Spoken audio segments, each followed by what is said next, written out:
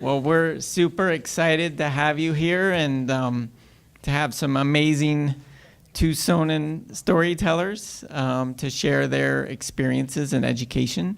And just thankful that you're taking, I'm sure all your lives are super busy, to take a little slice of your evening to join us. So Jen and I are super excited about that.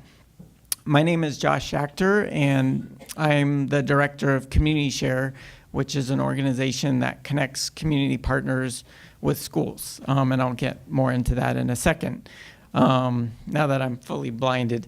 Are you guys still out there? I can't see you anymore. Okay, good. I didn't lose you. So I wanted to give a little context for why we're doing this show, and speak a little bit to why I'm personally so passionate about the need to invest in education, as I'm sure you all are here as well. So for the last 20 years or so, I've been involved as an educator in schools and out of schools in Tucson and other parts of the globe. And it's been a real amazing honor to be on that journey.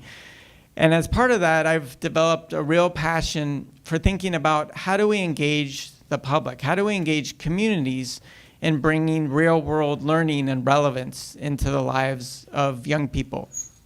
And that seed was really planted when I was, I think, about 17. And I got an opportunity to go study alligators, turtles, snakes in the muddy waters of South Carolina and Alabama, knee-deep in mud. And I got to work with this amazing, real-world scientist. And it just changed my life forever because I discovered a real love for ecology, and I actually ended up pursuing a career in ecology.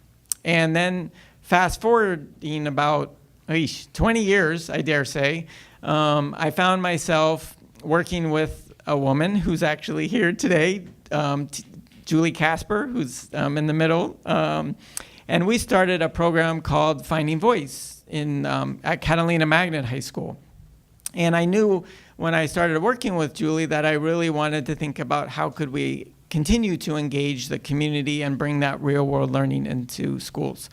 And so the first year when we started Finding Voice, we asked the students to think about, what does it mean to have a home?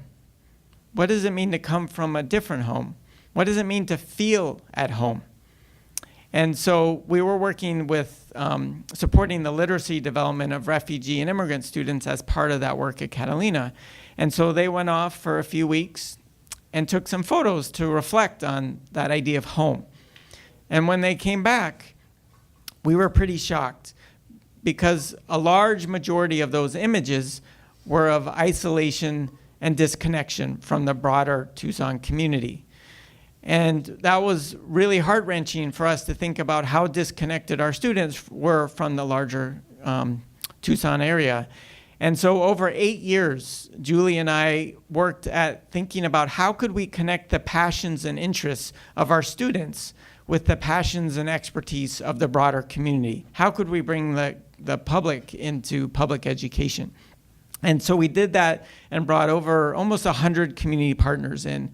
And it led to all kinds of amazing collaborations. We even got to take some of our students to hold a congressional briefing in the U.S. House of Representatives, and we work with Congressman Grijalva and Senator McCain. And then something happened in 2014. I ended up leaving the school and to pursue other things. And a lot of those relationships just went with me because I had been building those connections. And I realized that that was not a very sustainable way to connect our students with the broader community. And so a group of us came together and we thought, would it be possible to create a cloud of social capital, a cloud of community partners that were excited to engage in our schools? Would it be possible to create a human library of human books where teachers could easily tap into the knowledge and wisdom of people like you all in our community? And with that idea, we decided to create a thing called Community Share, which is what I work on now. And so part of Community Share is we created a platform that allows people like you all to create a profile and say, this is what I can bring, this kind of expertise into a classroom. And then teachers can go on and find those people. And some compare it to sort of like a Match.com for education. And so we built that a few years ago, and since then we've connected almost 7,000 students to community folks, literally like you all, individuals and organizations. And it's been a really beautiful journey to see those connections happen. And I share that because for me, all those experiences as a kid and now as an educator, I think we need to really remember that education is all of our responsibilities. It's not just a teacher's job or a student's job or a principal's job or a superintendent's. It's all of our jobs to play a role in education. And I think one of the challenges is how do we plug into that? How do we find a way to invest and support public education? And so Jen and I were talking about that question.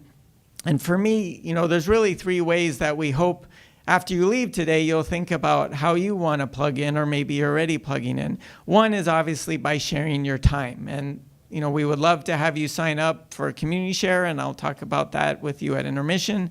Two is obviously by sharing, money and giving money to support. Three, which to me is part of the reason we're having this particular event right now, is it's voting season. And I believe that education is the foundation of our democracy. And we encourage you to think about how you can use your vote to support education. And we're not here to tell you how to vote or who to vote for. That's your choice. But we do believe that being civically engaged is going to be critical if we're going to have a public education system. And so we hope after you hear these 10 amazing stories that you go home and not maybe you're already voting, but you encourage others to really think about how they can invest in the future of education. So with that, I'm going to turn it over to my partner in crime, Jen, who's going to share a little bit of her story and invite our 10 amazing speakers. Amazing. Thank you, Wow. So thank you so much for being here. I'm Jen Nowicki Clark. I'm the director for both Odyssey Storytelling and Creative Narrations. And I've been working with Josh on storytelling-related projects for 12 years now. 12 years. And Odyssey Storytelling has been providing the Tucson community with live storytelling events for over 14 years. So there is a big culture of storytelling in this community. And we thought, we think storytelling is really great for our community. It's great to get to know people with different perspectives. And it just feels like I may not have the same experience as you. But if you tell me a story, I can sit there and say, yeah, I know how that feels. I felt that way too. And in that way, it builds connection, right? So we're here to listen to 10 stories, to build that connection, and to really look at education as something that we come at from all different angles. For me, I'm a parent. I have two boys. They're 5 and 8. And you'll be hearing many different perspectives tonight. You'll be hearing perspectives from students, from teachers, from different community members. And for me, it's kind of this really crazy thing when you drop off a child at a school, whether it's preschool or kindergarten or college or whatever. It's like you're handing over part of your heart. And it's like, I've done the best I can, and that level of trust is like, it's so hard to talk about that level of trust when we, send each other off into the education system. And so it really is an important issue to talk about, because everyone's got an education story. Everyone can talk about, who mentored them, who influenced them, who got them to where they are right now. So thank you so much for being here. We would like to invite everyone just to turn off your cell phones, just to be respectful to the storytellers. It's hard work getting up here and telling a personal story, so we're going to really honor that risk that people are taking.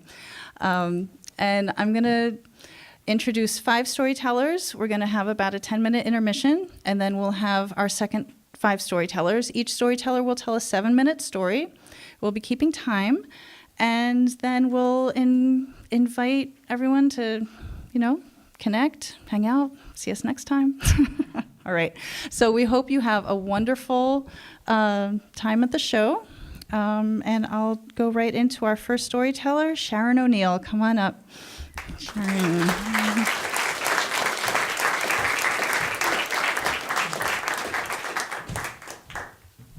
I like to walk around, so. Did my time start yet? Am I on the clock yet? So I'm going to start tonight's session, as we heard, investing in futures. How many of you out there are teachers or educators of sorts? Awesome. That is so great. I recently retired, and I have done some volunteering in a local school, underrepresented population, and I see firsthand exactly what you guys have to go through day in and day out with these students. They come from a wide background. Some don't have parents that can support them very well educationally and financially. So you guys do an amazing job, and I just want to give you a round of applause for that. It's amazing. It takes a special type of talent to be able to teach. It's not for the faint of heart. I can guarantee you that from what I saw in the classroom. Your heart breaks sometimes, many times throughout the day, as mine did. But we all have our favorite story, so I came to tell you a story. So I'm going to tell you the story, my favorite story, of a young girl who also grew up in a family that was, I wouldn't say was underrepresented, but they were very poor. She was the youngest of 4 children, was raised by a single mother. Parents had gotten divorced when she was very young, like under 2 years old, I believe. And it was hard. The mother worked very diligently she wasn't educated herself, so she worked at a job as an administrative assistant type of a job in a hospital, didn't have a lot of money. There were a lot of times when there wasn't enough food on the table, there wasn't any extras. There was a point when they had no hot water for years, and so they would boil water on the stove so that they could take a bath or wash clothes. They didn't have phones. They didn't have many of the basics that we today are just so used to. But this young lady, she did have something that was extremely special. She had teachers that supported her and saw something in her that she wasn't able to see in herself. And it was pretty cool, because from the time she was in grade school all the way up until she got into high school, they saw through the circumstance, and they saw what this young lady, this young girl had to offer. And so they encouraged her. And by the time she got to high school, there was 2 teachers in particular that really took her under their wings, and they said, we're going to help this young girl see and become something above and beyond what she sees in herself. And so they spent hours, months, years, in fact, working with her to help her overcome and see that there could be a bright future ahead of her. And so a lot of times when the other students at that time, and this was a while ago, when the other students were getting ready to go to college, this young girl was working. She had to help pay the bills. She had to buy her own clothes. And so she would often come to school tired and exhausted. And the teachers would let her get away with it because they knew what her background was. And they wanted to support her in any way they could. But these 2 teachers in particular, one was a Spanish teacher, an elective, and one was an algebra teacher. And the algebra teacher said to her, she said, you know what? You can go to college. You should go to college. You will go to college. And we are going to show you how. We're going to help you have the confidence to do that. And oh, by the way, because she's a math teacher, I think you should go into computers. That's what she told her. So I was like, okay, well, she was a little biased. But lo and behold, graduation comes around. The young lady decided not to go to college. Was it all for naught? At the time, it seemed like it. She decided to pack up her car, move across the country to California, find another dream that she was searching. She wasn't sure what it was, but she knew she had to get out of the environment that she was raised in. She loved her mother, but she had to get out of that environment. But Mrs. Jarvis planted a seed and said, you ought to get into computers. So after a couple of years, when she started seeing that other people were getting an education, that maybe that there was a better way to make money and to have a successful career, she actually went and got her degree in computer science, of all things. Can you imagine that? Really cool. She was able to figure it out, and those seeds that had been planted 4 or 5 years before, they started to take root, and she ended up getting a degree. Now, she was older than most, so it took some time, but she eventually got there. So in case you haven't figured it out by now, I'm that girl. Yeah. And not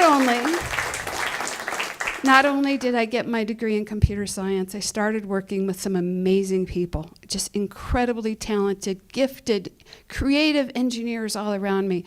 And guess what? They were all getting master's degrees. So I had to get my master's degree. So I went on to getting my master's degree. I worked for 20 years becoming an extremely technical expert in my field. I actually worked at Raytheon Missile Systems. I was the first female senior fellow, and that was pretty cool. Now there's many more. But I also had children. I stopped and had children in the course of all of this, and I wanted my children to be able to have a future, to see the possibilities well before I ever saw the possibilities. And so I ended up creating an event, and maybe some of you guys have participated in that. It was called the Math, Science, and Technology Fun Fest. It was held at the TCC. And over the course of 13 years, we brought 75,000 students, teachers, and children, parents to the event, and we showed them various forms of math and science. So Nath actually made me a bet, the science teacher. She made me a bet before I graduated that I was going to become something. And I said, no, I can't take this bet. But I didn't forget it. So by this time, I was like, wow, look what I've accomplished in my career, in my life. I recently retired a year ago. I led the software engineering organization. I had 500 engineers, multidisciplined engineers that were under my organization. And man, Nath was right. I did do something special with my life. I did do something special with the God-given talents. So for all of you teachers out there, you may not realize the seeds that you planted. You may not realize the impact that you have had in one student's life, 5 students' life, hundreds of students' life. But I will never forget Nath and Mrs. Jarvis. They changed my life and made me see something that I couldn't see in myself, nor did I ever think possible. So thank you to all you teachers for the impact that you have on our kids. And oh, by the way, that bet, about 10, 15 years ago, I went back and I found Nath. And I told her, I said, look what I've been able to achieve because of the faith you had in me. And I paid back. We went out to dinner. I paid her back. That was the bet. Paid back the dinner. And I still keep in touch with her to this day. So, wow, what an impact all of you have. What a blessing you are to many of us. Thank you.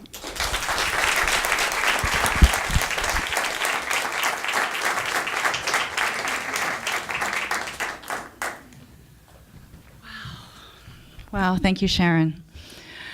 I think about planting seeds, and for me, it was my 8th grade teacher, Mrs. Ezra. I was always a quiet kid. I never caused much trouble or anything. I just kind of did whatever and got pretty good grades. But it wasn't until 8th grade, Mrs. Ezra was a poetry teacher, and she did this exercise with us where she gave every single student in the class, and there were 20 of us, a piece of paper with just one line. And we were supposed to write a poem from that one line. And she customized that one line for every single student and what she saw for them to write a poem about. And I remember when I got, everyone's like, oh my gosh, what does my teacher think of me? What does she see? And the line that she had there was, do they see the questions in my eyes? And that was like, wow, she sees that. She sees the curiosity. She sees something in me. And isn't that what so much of us is about? We want to be seen. We want to be understood. So I think that's when I fell in love with language. I think that's something that really touched me, Mrs. Ezra. So let's move on to our next storyteller. Welcome to the stage, Evan Gray Davis. Come on up. And I also want to encourage you all to please, we have amazing people here tonight, you guys. When you get a chance, read their bios, because I'm not going to explain it to you, and you'll get to see how amazing they are. All right.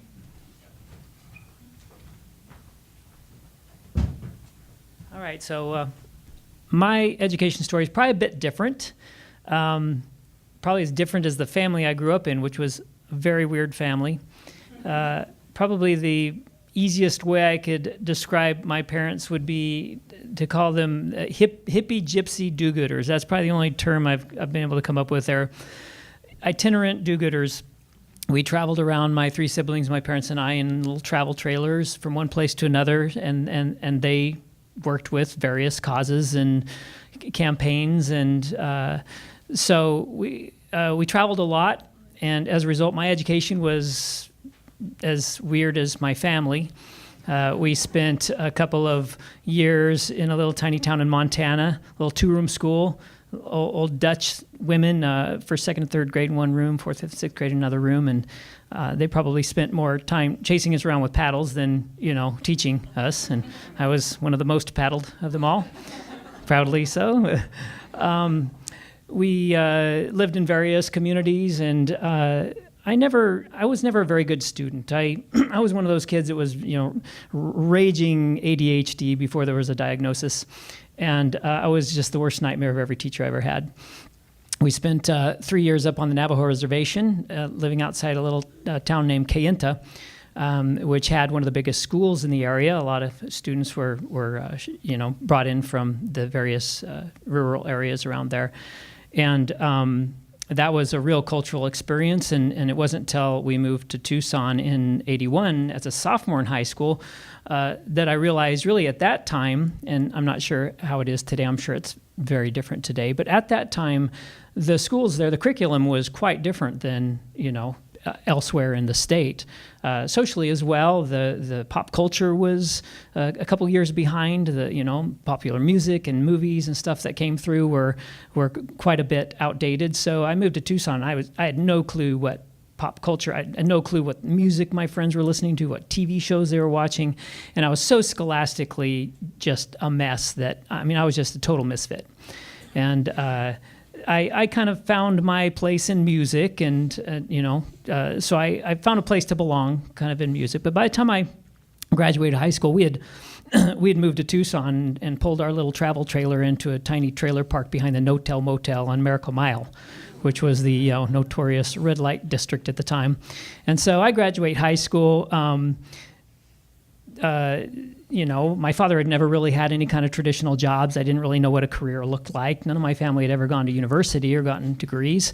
And I just kind of didn't know what to do with myself. My ability to learn and function in an educational environment was nil. So I was just floating along for a couple of years up to no good until I stumbled across this nonprofit initiative that let members of the community learn how to produce TV. It was called Tucson Community Cable Corporation, and later called Access Tucson. I started taking their classes, and they put me behind a camera and taught me how to use some editing equipment, and boy, I just took to that. That changed my life. From then on, I just couldn't function unless I was behind a camera. Just loved it so much. My parents, of course, were quick to capitalize on this with the nonprofits they were working with. Hey, can you do a video for so-and-so? And then they, told their nonprofit friends, and pretty soon I was making videos for all the nonprofits in town, and then some nonprofits in Mexico invited me out, and then in Africa, and before you know it, I'm traveling all over the world working with hundreds of nonprofits over the last 30 years, helping them tell their stories and mobilize support for their cause through documentary-style storytelling.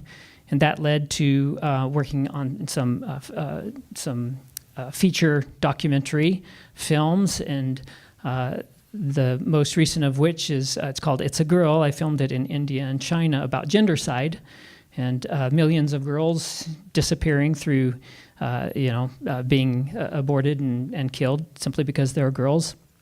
That film went on to reach millions of people through theatrical screenings in the U.S. and Canada, and through Netflix and Hulu and hundreds of other screenings around the world, and kind of dragged me along with it. Gave me opportunities to get in front of members of Congress and Parliament in London and Brussels and Washington, D.C., and get on the TEDx stage, and just really changed my life. Gave me the opportunity to have a voice and really mobilize hundreds of thousands of people to take action to defend the dignity and equality of girls and women in India and China. And so now that's my passion. I just love telling stories that mobilize people behind, important causes, and I'm really privileged to do that. And I think back to that time, of walking into that Tucson Community Cable and meeting a group of volunteers, mostly volunteers that ran the place, and, picking up my first camera. I had a wise man recently made an observation when he heard my story. He said, I bet seeing the world through that lens kind of helped you focus, because normally all the noise out there, I don't know what to focus on. And that was a real epiphany. I'm like, you know what? That's true. Seeing the world through a lens really helped me to focus on specific stories and really see an individual as an individual, or something that's happening in the world that's an injustice, and focus on it. And so I don't know. Looking back, my educational experience wasn't all that great. I know that today there's a lot of conversations about really tailoring the educational experience to unique people who may not learn as others do. And so much has changed, I think, in the 30 years since I was in high school. But all I can say is, maybe that would be a documentary film that, that might be the next documentary film. But that's my story.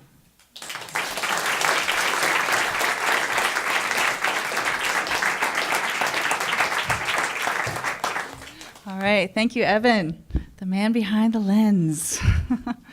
When I think of hands-on education, I think of my dad teaching me how to take care of a car. He always wanted me to be independent, and I remember him. He's like, I was an only child. I was his daughter, and he didn't want me to be stranded and not know how to change a tire or, change the oil. And so I had this car that just always broke down, but I knew how to change the oil. I knew how to do all this stuff. Except one time I ended up putting oil in the carburetor or water in the carburetor. It was but it still ran. It was like, I still did it wrong. Anyway, I'm really grateful that my dad showed me all that stuff, because I still feel like I could take care of myself if I was, or not. So let's welcome to the stage our next storyteller, Colette Brown.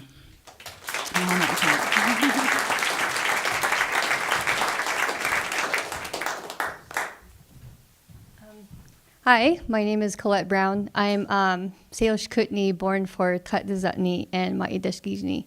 So those are two clans in Navajo.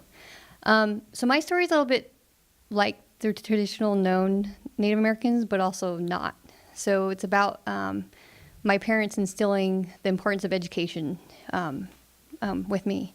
So I was born in Provo, Utah, and both my parents were going to BYU.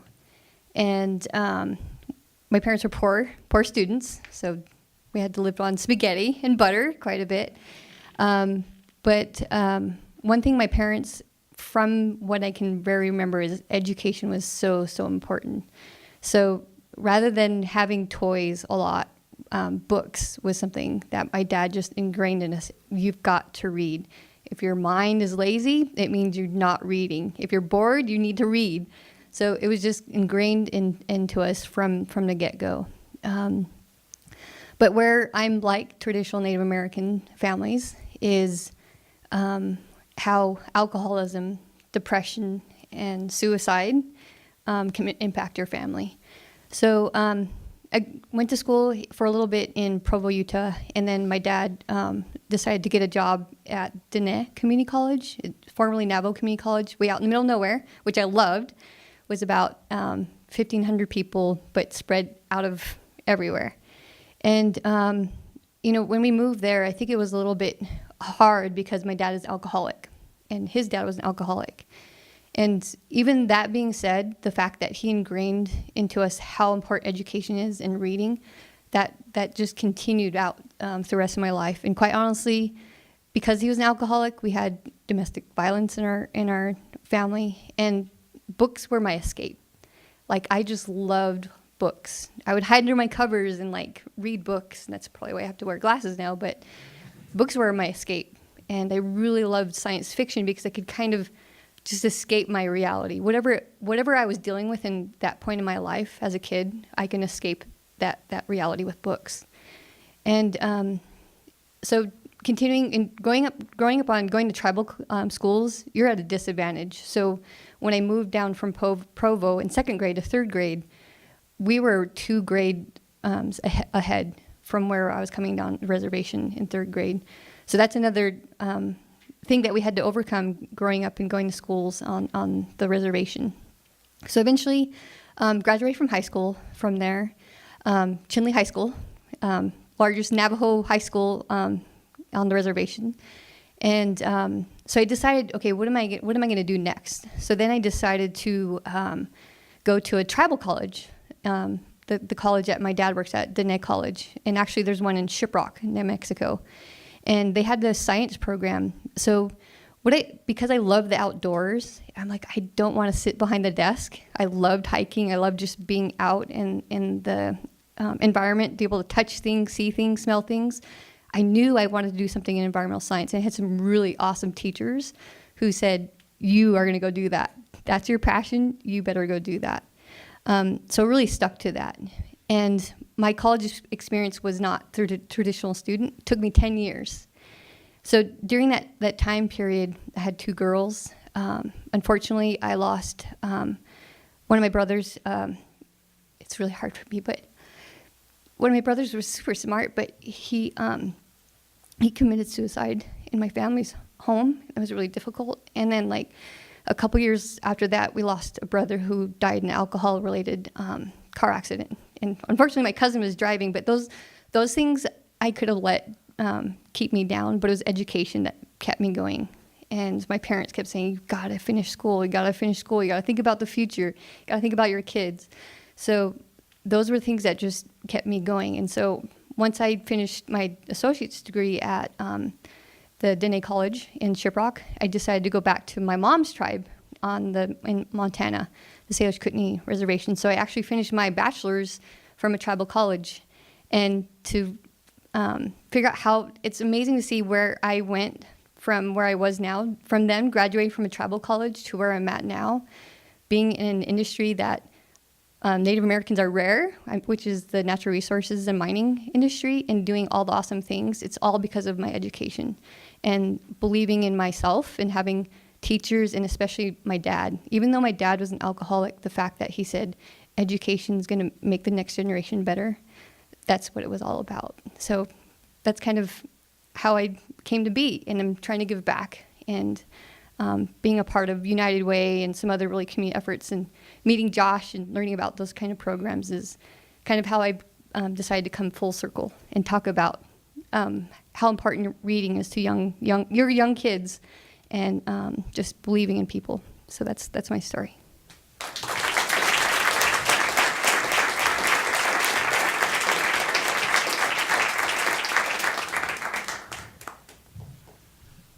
Wow, thank you so much, Colette.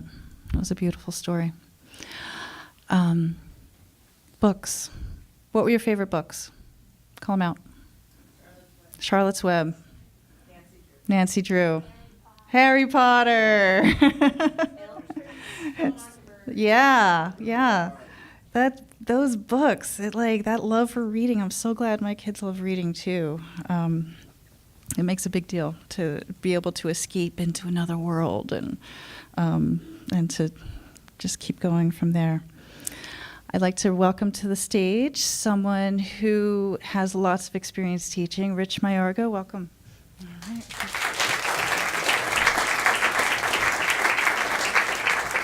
Bit of a disclaimer, just let everyone know this is totally true. You're not going to believe it. We all are educators, whether we know it or not. Everyone learns from us, everyone takes things away and is transformative, as you've heard tonight. But additionally, we have all these ripple effects that we don't usually know what happens. Here's the story of what truly happened, and with its ripple effects.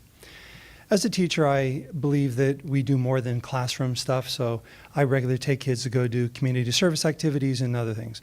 So my kids voted this one time to go to help homeless people on Thanksgiving. So we brought food, and if anybody knows where the El Casino Ballroom is, you get the visual. This is before it burnt down. This is years ago. Turns out to be that I had 30-some kids that went, and so we all got there and we all organized different kinds of activities. Though I got little name tags. And so there were some that were serving, some that were cutting food, some of the... All right, as you walked in the casino ballroom, there's the old way. You walked in to the one side and there was a row of food, and then you walked around the corner and there's some booths over there, and all the way around, dance floor was in the center. So we had kids set up to what they wanted to do, and there was this one girl by the name of Amy, and these are all high schoolers. And Amy, very attractive young lady, says, I want to help serve right when people walk in. All right, so we always gave them a little bit of on-the-job training kind of stuff. And so when homeless people come in, if you don't know, there are different levels of homelessness. And so one of the rules is you never touch any of their gear, anything of their possessions. And so explain that real well. Guy comes in, and I'm standing a decent ways away, but I just happen to turn and see. And there's a guy who's trying to hold his backpack and some other stuff, and he has 2 plates of food. And he starts fumbling, and some things start falling. Amy is one of the kindest people you'd ever want to meet in your life. What does she do? She reaches for her plate and his backpack. And what does that guy do? He rips off her arm, and food flies, and I come running over real fast to try and make sure things are going to be okay, and things had just settled down by the time I got there. And he takes a plate, and he went and sat in the very first booth over there. Very first one. So he sat down, and he just voraciously ate. Turns out to be that I said, okay, Amy, maybe it's time we go do something else. So I had her pour drinks for people, and she's going around doing it. So I'm all the way across the other side of the ballroom, and I see Amy walking up to the guy in the corner. Oh, no. And so she walks up to him, and as I'm walking over real fast, the guy, very attractive young lady, the guy just drilled into her eyes with his. That half scared me and half impressed me. So I can read Amy's lips. Would you like something else to drink? As she's pouring something. And the guy doesn't say a thing, just drills into her eyes. And she said, Happy Thanksgiving, and she walked away. It's not the end of the story. Nowhere near. Because what happened that day was something transformative. The ripple effect continues. And what happened was, and I'm telling you this is true, Amy is someone who was not only attractive, but she was very bright, and so she got this little scholarship deal to go to Washington, D.C. and visit some senators and whatnot. I am not kidding. She was coming down the steps of the United States Capitol. She no longer had her name tag on. She had her jacket over it, like in the Casino Ballroom. She walked down the steps, and a man was walking past her. And he stopped and said, Amy, you're from Tucson. What are you doing here? And she said, excuse me? How do you know my name? He said, don't you remember me? I was the person you served at the El Casino Ballroom. He said, because you served me, I know that it's my job to serve others. I said after that day, there's something special going on that I can do. And he went on to tell her, after You left me there.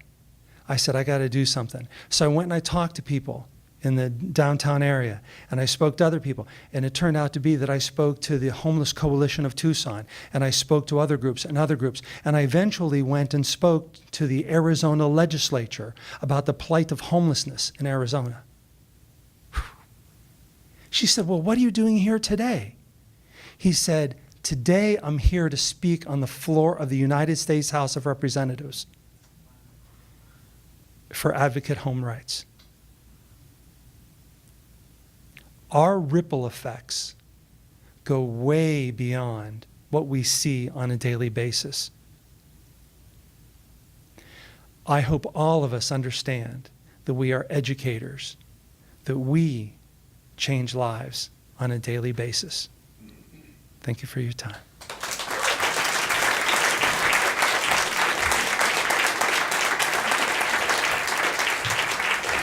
So I want to introduce to the stage our next storyteller, Terrell Dew Johnson.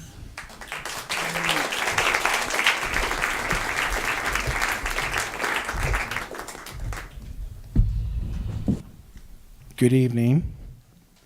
My name is Terrell D. Johnson. I am Thana Autumn from the Thana Autumn Nation. And I'm going to talk about myself and the education I had in the field that I'm doing right now currently. Growing up, I never really took to school. I've always just really never liked sitting in the room and watching the teacher talk about English things or numbers and stuff like that. I've always liked art time and recreation time and recess time, and I always liked that. I always liked doing things with my hands and doing activities, and I've always liked that instead of reading from a book. Reading from a book was very, very difficult for me. So growing up, this was the problem. Teachers were always like, well, told my mom, well, maybe he has maybe he's mentally challenged, or, he's lazy, or, he just doesn't click in the class. And so this was always the thing. But I've always gotten promoted, and I think it was because I was much taller than the rest of the kids. So I think they call it something, And so I kept going first grade, second grade, third grade, and I always had this kind of pattern. And it was years later when my younger siblings were going to school, and they were having the same problem, but my parents at that time took them to a specialist to figure out what was going on with them. And I actually would come along with them and sit in the room when my little brothers were going through these tests, and it turned out that they were dyslexic. And I was in my head behind them taking the same test and thinking, oh no, this is what is wrong with me.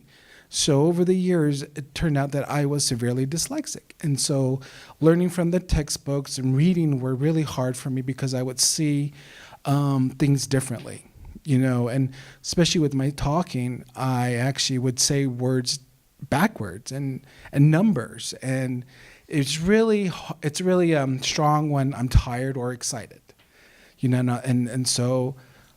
but growing up, I always had my grandparents, and I always liked hanging out with my grandparents because we would go out in the desert. We would harvest desert foods, and my grandfather would go out and hunt, and I got a chance to hold the gun and go hunting as well. And so I realized that this stuff that I was doing with them was hands-on, and they told me how to look for the desert foods. They told me how to aim the gun at the rabbit and shoot. And they taught me how to skin the rabbit. And so these things were hands-on kind of oral instructions where it was a lot easier for me to take and learn. So growing up, this is how it was. This is how it was. But I never really took to school. So 7th grade, I decided to drop out, and thought, well, okay. And my parents were okay with that. My father said, well, if you're not going to go to school, you have to get a job. So I got a job. I got a job, and it was in the arts and crafts business. And there was an Indian arts and crafts store in the reservation. And I was the cleaner. I would sweep the floors, and I ended up learning how to work the registration. I ended up learning how to sell baskets and sell jewelry and talk about the artists. And I thought, well, hey, you know, this is something that I liked. But during that time, I actually also was taking basket weaving classes.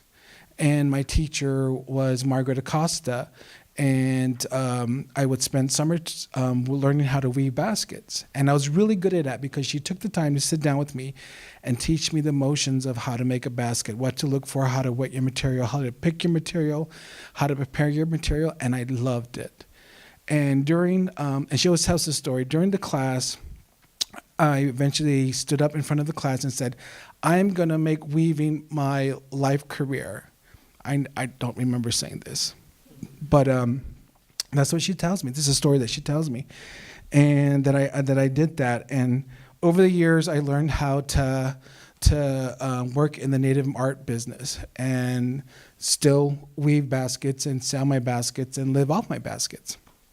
Eventually, you know, and again, she took the time to teach me and sit down and talk to me about the baskets and the legends and what to look for and how to, you know, present yourself as a weaver. And she always said, and this is what you're going to do because you're going to be teaching and passing this on. And so I thought, okay, yeah, I'll do that. So over the years, basket weaving has taken me all over the world, literally. I also teach as well. I use that to encourage people to really focus on preserving the culture in your tribe. You know, every day we're losing elders in our community. And with that, when we're losing them, we're losing valuable, important information culturally. And so I wanted to make sure that the culture in my community was being preserved. So 25 years ago, with a friend of mine, we started this organization called Tohono O'odham Community Action, where we focused a lot on cultural revitalization through the arts, through the foods, and through the language. And over the past 25 years, we made a huge impact and taking elders and having the community realize that these elders are teachers and educators and teaching us about our culture, about our language, about our arts. And so I'm very fortunate that I've been able to take this learning disability and use it in a way where I use that to teach people around the world about my culture, but also take the time to sit down and teach young Native people about the art of basketry. Thank you so much.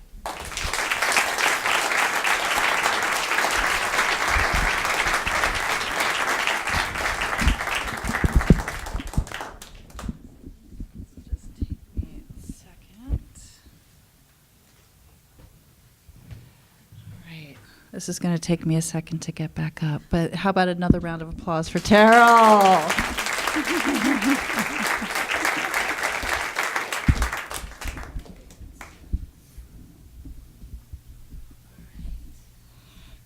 So, is this okay?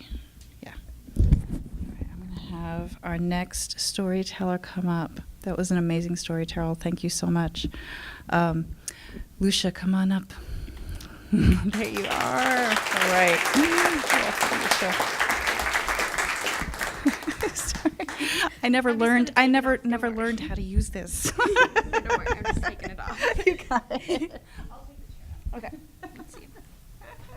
All right. Well, it's underneath there. Stuck. All right. So, hi, my name is Lucia.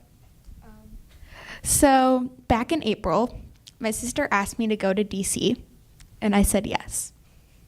So this was for the March for Our Lives, the gun reform, taking action march that happened in DC that was organized by the students at Marjory Stoneman Douglas after the shooting at their school in Parkland.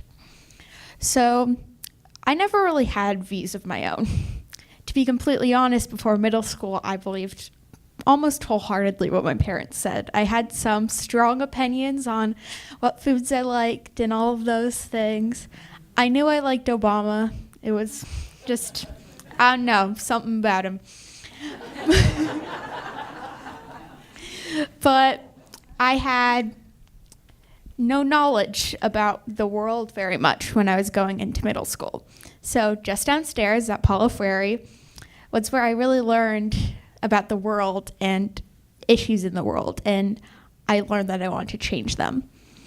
So I learned about the Dakota Access Pipeline and rallied hard for that, educated the kids in my school.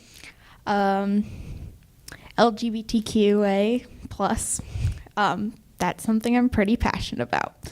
So when the time came for this gun reform, I got so into it. It was already something that I was passionate about after learning about the Gabby Gifford shooting, and I had been terrified of guns. To be completely honest, I still quake and feel very jittery when I see one or I'm around one.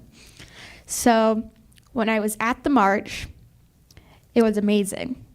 It was thrilling to be around all of these people that were as strong and as passionate and wanted change like I did. And it was good to know that. It felt like all of these people there, we were all fighting for something and actually felt real that we were going to make some change. So when the walkouts came on April 20th, kids around the nation were planning walkouts for their schools about gun reform. And so I knew I wanted to do something. And this was very last minute. I hadn't been at school the rest of the week because I was sick. And so I came in and I was like, I want to do this. Like, I want to plan this walkout. I want to do this. Like, can we help? And so I got 2 other friends and we talked to the teachers, and they said that they wanted to do it too, but they knew that they couldn't do it themselves. That needed to be in our hands. And they knew that someone at least would say something. And so we all scavenged the school for cardboard and loose paper. We went upstairs to the dumpsters, sort of treaded around in there, found some boxes, cut them up. And so we grabbed our pens and paints and papers and looked on the computers for slogans and chants, and people made their signs and we went. So we took the whole period to make the signs, then the whole other period, and I think 2 periods maybe. And we walked all the way down to the DeConcini Pima County Courthouse, chanting and screaming and holding up our signs and having people clap and wave and say hi and say that they believed in us and that they loved what we were doing.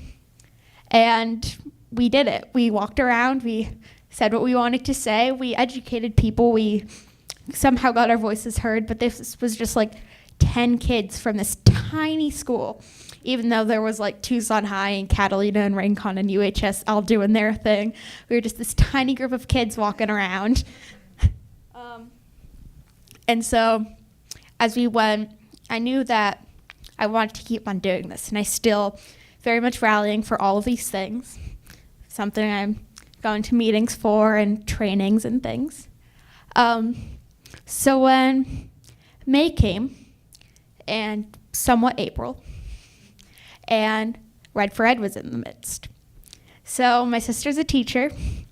My grandma was an educator. They were walking out. They were standing at schools on Wednesdays, causing red floods. It was great. It was cool. I was into it. And I was supporting them. I was wearing my red. I was walking around. I was holding up my signs, lining up on Broadway. And I knew that because of this cushion that all of my teachers had gave us when we were passionate about a subject and wanted to do something, they were always there for us. If we had been so strongly about something, and so when the pipeline burst, for example, and I was devastated after being so passionate about this, after all of this rallying, and the people up in North Dakota who were rallying actually there, I was devastated for them. I was devastated for everyone because their point had been made. And so when I was devastated about this, my teachers were like, Lucia, it's fine. You can still do something. So I did. I'm still sort of anti-pipeline when it comes into conversations. I can get a little heated. And so when Red for Ed was happening, I knew I needed to be that cushion for all of my teachers who had always, always, always been there for me. And so when the walkouts came, I drove up to Phoenix with my mom, my sister, and our other friends, and I met my teachers. We ran into them while they were marching. It was so fun. Very hot, if I'm honest, but it's Arizona, so what did we expect? And so during the walkouts, I was there, as always, I think. And we did this. We were rallying, we were marching, and then when teachers came back, it sort of felt like, well, what can I still do? Because they were still actively, like, the bill had been made, but it's still not great. It's pretty good, but all right. And so when teachers started petitioning, I was with my mom and my sister, and we were getting those petitions and walking around with our clipboards, having people sign, telling them not to go outside of the lines, very important. And so I was there how I always wanted to be for my teachers, and how my teachers had always been there for me, and how this education I had gotten about politics and issues has really paid off. And so I pretty much owe so much to education, because, I mean, I'm a full-time student, so nothing much going on there. So yeah, just thank you to all of the teachers and for always being there and always being the cushion and teaching us everything. And I can't talk. I wouldn't be able to put these words together without teachers.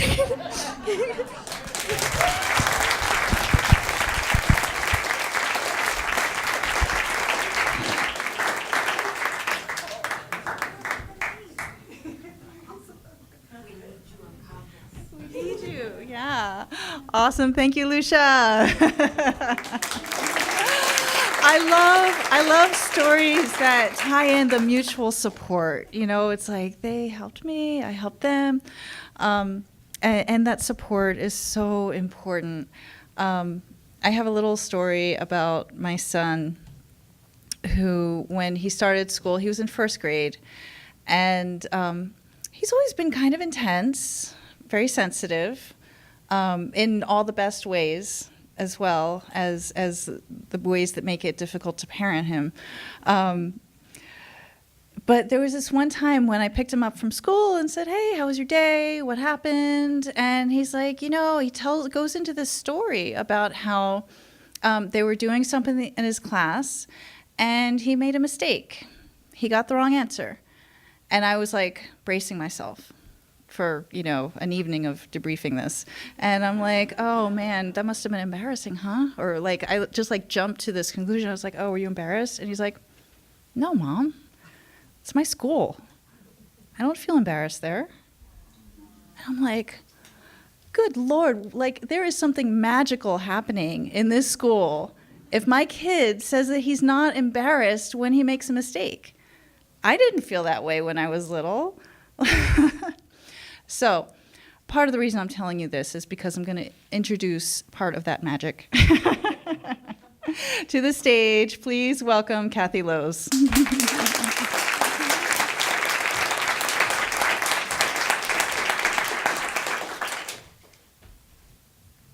I might just end up using my teacher voice. Yeah.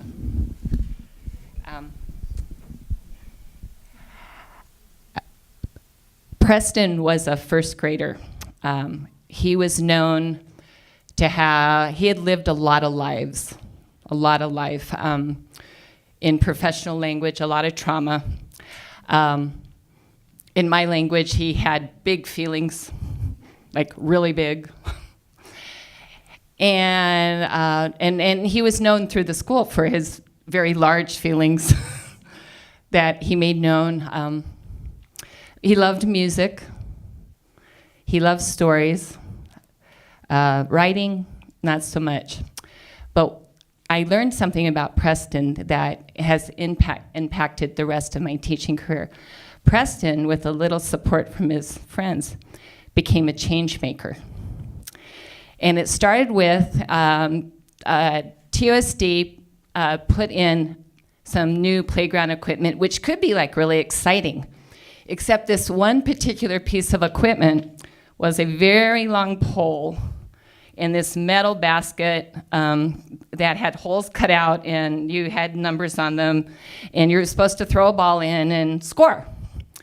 But the problem was, it was just so tall. It was probably really, truly made for middle school or high schoolers, honestly.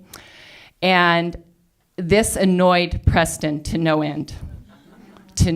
And during one day where he was sharpening pencils, which actually helped calm his big feelings, he started talking to me about this problem. There's a problem. I said, well, tell me about it. So he's describing this thing that nobody could play with. Nobody plays with it, Kathy. And so we talked a little bit. He says, it needs to be fixed. And I said, well, Preston, how do you think you might do that? And he says, well, you need tools. You need the right tools. Do you need special tools? And I said, okay. He says, then you need a person with the tools. And I said, yeah. And then so I said, well, you know what? And I talked a little bit about my husband being a fixer. He could fix things, and he was quite known at the school as a fixer. He fixed the tricycles. He actually built half of Borton. And Preston said, do you think he'd do it? And I said, well, you know what, Preston? I said, I bet if he got a letter from you describing the problem, he would. And so Preston, later that day, he was working with one of his support teachers, and he kept this idea. And he came back with a letter written to my husband. And in teacher language, it was the longest piece of connected text he had ever written. And so that night, I gave it to my husband at dinner, and he reads the letter. He goes, oh, God, of course I'll help him. And so then I started thinking about this, and we started talking about this problem as being a project. It was Preston's project. And so coming back, he said, I don't want to write him a letter, because my husband actually doesn't like writing either. But tell him I'll do it. I'll do it. I'll work my... So we went, and next day I said, Preston, he's willing to do it. And Preston got very excited. I said, but you know what? When you've got something, a project going, you've got to inform people. You got to let people know. And so he says, well, I'll write another letter. So he wrote a letter to all the teachers describing what he wanted to change, the problem. And if you had a problem with his problem, please come see him. And so, again, he got support, too, he had to present his project, Preston's project, to our principal. And our principal, we still talk about this to this day. He says, well, Preston, how are you going to get this fixed? He says, well, Kathy's husband. He has a yellow work truck, and he has tools. So the neatest thing that happened was, Preston started to get known for more than his big feelings. He started getting a lot of accolades. Like, Preston, cool, this is really important. And the teachers complimented, the kids knew. My husband came out, the dear man that he is. He took Preston outside. He made him jump up and down and throw balls, and they figured out exactly. And I can't remember, my husband and I were talking about this. I think he had to cut 9 feet off of this pole. That's how tall this stupid thing was. And so he got it fixed. And so it was fixed. He brought Preston out back. Preston had to try it out. And so now we have this piece of equipment that is utilized every day by the children at Borton School. He was our first change maker. And I left I actually just recently retired, so everybody give me a big clap. I mean, literally just retired. But one of the things, the last 7 years at Borton, I was the project-based learning coordinator. I got to do a job nobody else got to do. In fact, I miss it, so now I'm back volunteering to do it very part-time. But what I tell this story about Preston, about how because of his desire and his passion, he created a change. Not only created a change, he created a sustainable change. It's there, it's done, it's fixed, and it's being used to this day. And I have told his story the past 7 years to many, many classrooms at Borton to introduce this idea of being a change maker. And I lost track of Preston. He reunified with his family. I did have some contact with him once he left the school. And I think about him often because he changed me. And he was forever, he's forever the child of my heart. And just so you know, really, as Preston wrote a thank you note, yet another letter, and it's really interesting. And to know why I introduced the letters to him is because writing letters is a very accessible genre for students, regardless of their literacy level. That's teacher talk. You can write a letter and get things done. But Preston wrote a thank you note to Tom that showed his joy, thanked him profusely for coming and for listening to him to help from fixing the problem. And then he asked him, the very last line said, if you have time, could you come and fix the basketball hoops? They're too tall too. So thank you.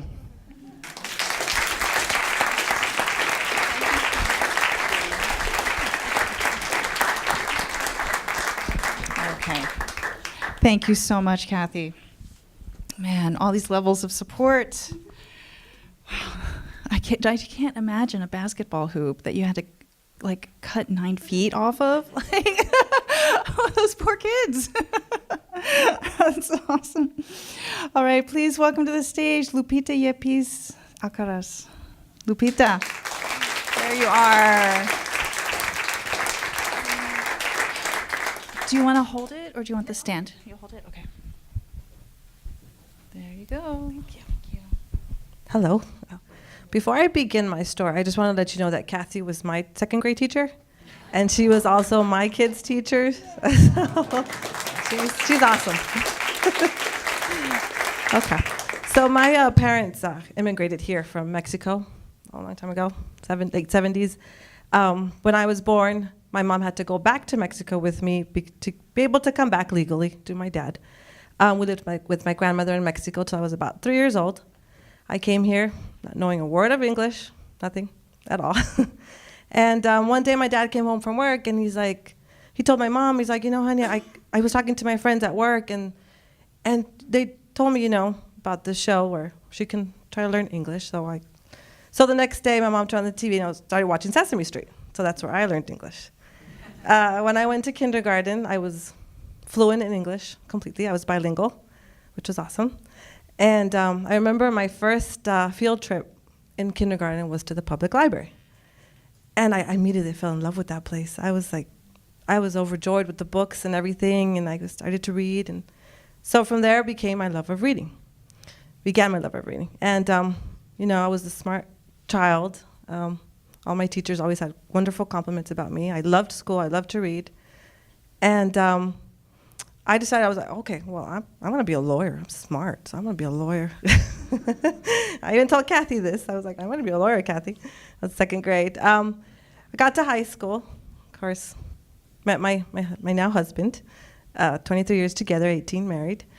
And you have this mindset that, okay, I'm going to do this, I'm going to do that, and I'm going to go to college, and I'm going to make the big bucks because I'm smart like that and whatnot.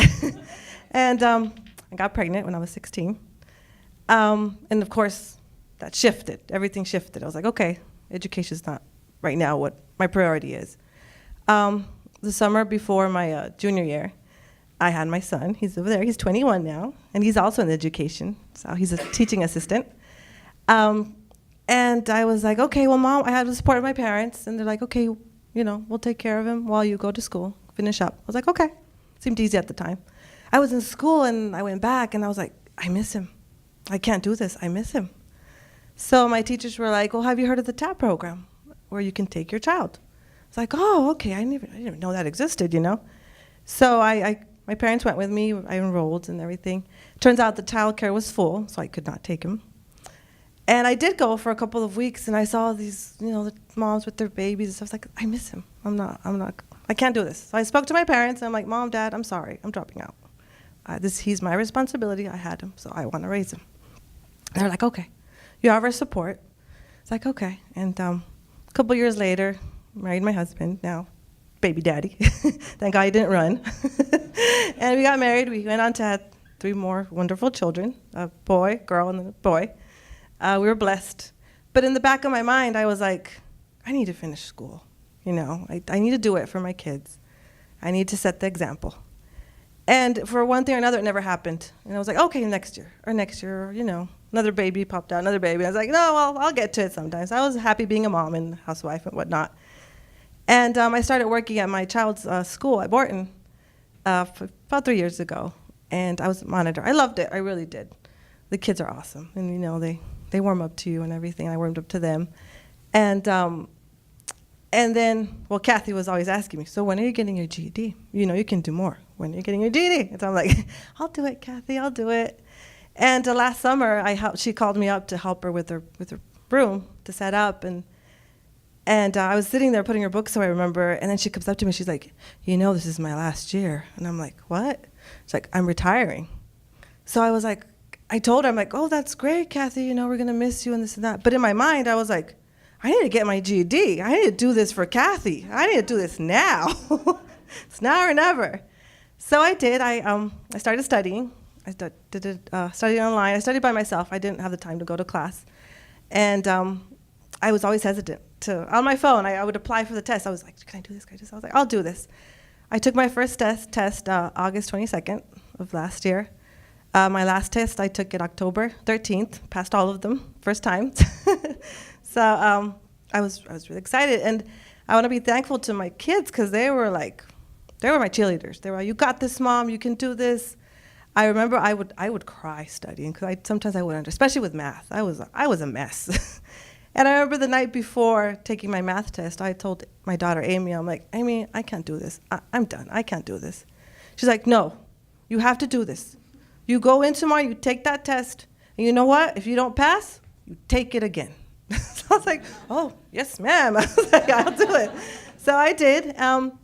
2 weeks after I took my Parapro, I passed it, and I was offered the library assistant job at Borton. And that was awesome because I love books. I was like, yes, right away. And then I got my graduation. I got to walk and get my certificate with my cap and gown. I didn't get to graduate with my class, but I graduated with my family, with my kids. And that was awesome. Sorry, I didn't want to cry. And that was awesome because they got to see me go up there and get my GED. I worked hard for it. And also I got to see my child too graduate from Tucson High. And that was, oh my God, I was a mess there too. But I was like, he's doing something that I wanted to do, and I was so glad he did it. To me, I'm always telling my kids, you need to get educated. That's like the most important thing. You know, life will happen, of course, but education is awesome, and I always tell them, you know, you can get more out of education. And like I told Kathy, it's like, Kathy, I want more. So hopefully one day I'll get more because education gives you more. Thank you.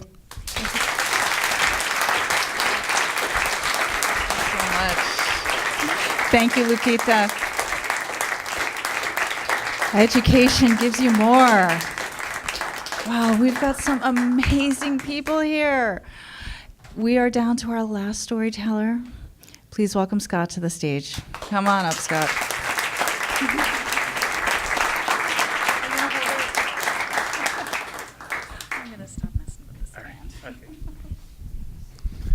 So I grew up outside of Detroit in a place called Royal Oak. And Royal Oak in the 80s was kind of a hip and cool place to be until people kind of picked up on it, and all the hip people had to move to Ferndale. But my dad worked at GM because just about everyone works in the auto industry in Detroit. And the two things I remember are we were all about cars, but we were more about music. And so in my house, at any time you walk in, It was mostly jazz, mostly big band, but there was always music playing. So music was totally what we were about. And so my sister, who's 4 years older than me, played flute. And so music's all what it's about. And I kind of saw how school and music fit together because she would be playing in this group and in that group as she played flute and all these things. So when I came time for me to pick my instrument, I got to meet the band director. And the band director was a guy named Mr. Brockett, who was an amazing trumpet player. He subbed with the Detroit Symphony, just a fantastic, quiet, serious, kind of caring guy. He looked like Colonel Sanders. So you have to think this quiet guy who you didn't mess with, but you really respected.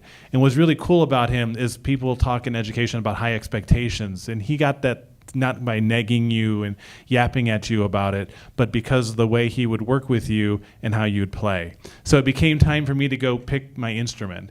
And it's kind of like kind of the band geek version of being at Hogwarts and going to the Sorting Hat and figuring out what house you get to be in. So I ended up being a trombone player. And so when I think about school, I mean, I think about all the things I learned, but it was really about music. It was about playing in the marching band, playing in orchestras and in bands and pep bands. And so it was really about music. And it kind of goes back to my family and everything I learned. So then I went to college and I went to a conservatory. And I learned two amazing things that were important to learn at that moment. The first thing is there's kind of two people in conservatories. There's this amazing group of musicians, like the tuba player I sat next to who now plays in the New York Phil. And then there's the rest of us who are really hardworking, but are not necessarily going to play in the New York Philharmonic. And the other thing I learned is that as much as I love music, I don't necessarily like performing. And I guess I should have known this because my worst experience in school was like, I think it was 3rd or 4th grade where we all had to be in a play. And I had to be this kid who was supposed to look off in the distance and say, hey, look what's coming over here. But I wanted no part of that. So I looked down and mumbled something, but did not like performing at all. So I figured out that what I really liked about music was the process of music, of being with people, of practicing, of, you know, on a Saturday night playing chamber music with friends.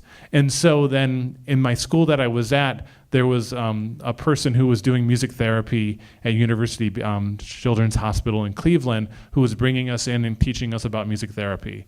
And her name was DeForia Lane. And DeForia Lane was a singer.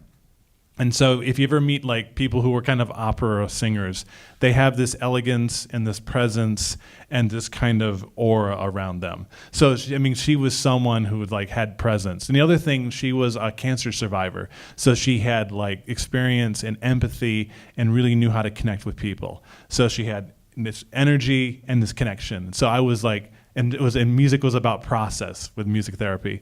So I started as I went and got a degree in music therapy and was doing music therapy and working mostly with kids with autism and doing lots of improv music therapy with kids. And what I learned in that process was that a lot of these kids were really fun to work with, but they didn't really do great in school, and school didn't really do great with them either. They were kind of uniformly kind of at odds with each other. And so when my wife moved back here to Tucson to play in the symphony, I came here and decided to start being an educator. So I got a special ed job at Monzo Elementary, which is an amazing school. And so that was kind of my path towards education. So when I think about that, and I think about my current job, I think about two things that I really focus on. The first thing is how do we help kids kind of navigate the kind of the things that happen in their life, and do they have the skills to kind of go with the waves of what's going on? But the other thing is how do we find things that they're really good at and build on those? And also how do we give them experiences where they can find things that they're passionate about? And how I kind of do it and how I think about it is you just kind of talk to people. And so like where I'm at now, you just ask a PE teacher what they really want to do, and they tell you about adventure ed, which is like teaching kids how to rock climb and do archery and do things like that. And it's like, why don't we do that? PE's cool, we can still do that, but let's do that too. Now, if you ask special ed teachers what they want to do, it's like, I want to work in the classroom in general ed. Why don't we co-teach? Why do I have to keep pulling kids out? Or you ask the band teacher about why there's not more orchestra. And so one of the things people ask me the most about is like, how did you become a superintendent? And so when I talked about how I became a superintendent, it's kind of, I tried to navigate and kind of go from those moment to moments and kind of like ride the waves of stuff that's happened. And I've just tried to go from moment to moment, find the things that I thought were meaningful and things that I thought were important. Thank you, guys.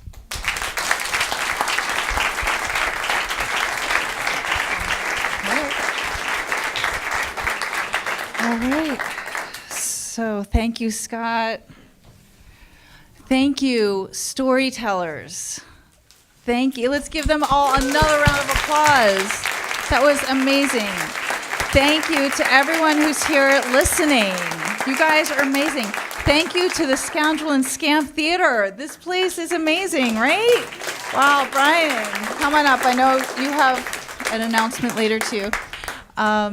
Yeah, and thank you to our supporters. Thank you to the Lovell Foundation. And thank you also to Evan Gray Davis, who's doing video and recording, and to all the Odyssey volunteers. We've got an amazing community here in Tucson, and it's so cool to be able to put the lens on education tonight. And it's so cool that you all showed up to listen and to hear those stories and to think about it. How would you like to add to that? I just will wrap up and just, I hope that you leave tonight, one, thinking about, we heard everyone as an educator and what role you all play now and what role you can play and how you can encourage your own family and your community to play that role. And also just thinking about storytelling. Someone said that the shortest distance between two people is a story. And so really thinking about how can you in your own lives help connect using the power of stories. And if you want to talk to Jen and I, we were always excited about helping people think about how to share their stories and to make a change, as we heard tonight in the world. So I'm going to turn it over to Brian, who has been our kind and support in this process, just to share a little bit about the work they're doing here. Thank you. Thank you. Yes. We're so thrilled to see all of you here tonight. We actually owe this theater to educators. And the story there is I grew up in northern Indiana, and there's not a lot of theater in northern Indiana. And so what happened is every year at my elementary school, a group of traveling puppeteers would come. And they would roll in their cart. They actually had a cart, put it in our gymnasium. They'd set it up. And every year we got to see Aladdin, or we got to see Jack and the Beanstalk. And I remember that was just something that just blew my mind as a child. And I remember that fifth grade year, they didn't come. And I remember waiting the entire year for them to show up, and they weren't there. And sixth grade year, I waited. And I remember on the last day of school thinking to myself, maybe they're not coming. And for that reason, I know that the school I went to in northern Indiana had the insight to expose us to experiences that otherwise would never have been part of my life. And so I just thank educators, I thank schools so much for bringing that to be part of my life. And so this particular event is really important to us at the Scoundrel and Scamp, and education is particularly important to the Scoundrel and Scamp because the impact it makes on ours and our children's lives. So thank you so much.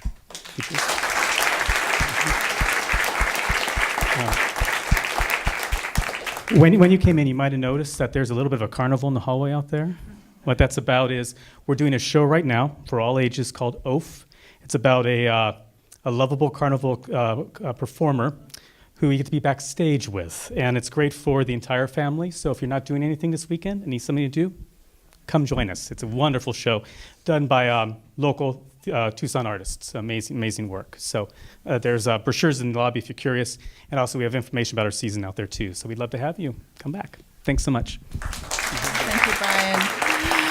And we'd also love to see you at any of the Odyssey shows, the first Thursday of every month. Odyssey Storytelling. Look us up online. The next show is September 6th. Yes. Yes, September 6th.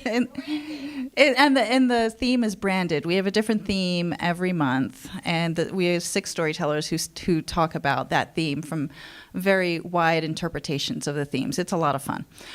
So we will be at the Sea of Glass over off of 4th Avenue. So hope to see you there or at future storytelling events.